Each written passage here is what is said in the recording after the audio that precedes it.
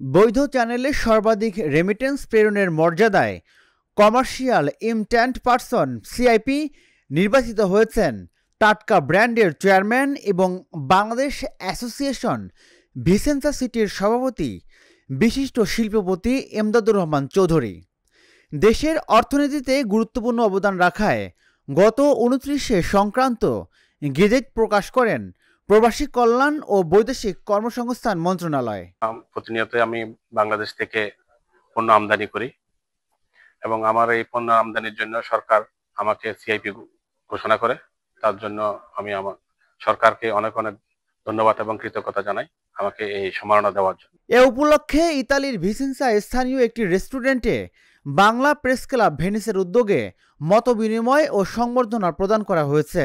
এ সময় উপস্থিত ছিলেন মোবারক হোসেন, বাংলাদেশ অ্যাসোসিয়েশন ভিসেন্সা সিটির সাধারণ সম্পাদক তারেক আহমেদ, ভেনিসের বিশিষ্ট ব্যবসায়ী কবির মাহমুদ, জামাল আহমেদ, ভেনিস নোয়াখালী সমিতির সভাপতি নুরুল হক কামাল, ভেনিস বাংলা স্কুলের ক্রীড়া সম্পাদক নূরে আলম ভূঁইয়া প্রমুখ।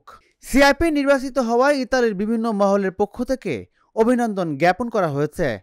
এই সম্মাননার লাভ প্রবাসীদেরকে বৈধ পথে দেশে অর্থ প্রেরণে উদ্বুদ্ধ করবে বলে আশা ব্যক্ত করেছেন কমিউনিটির বিশিষ্টজনেরা।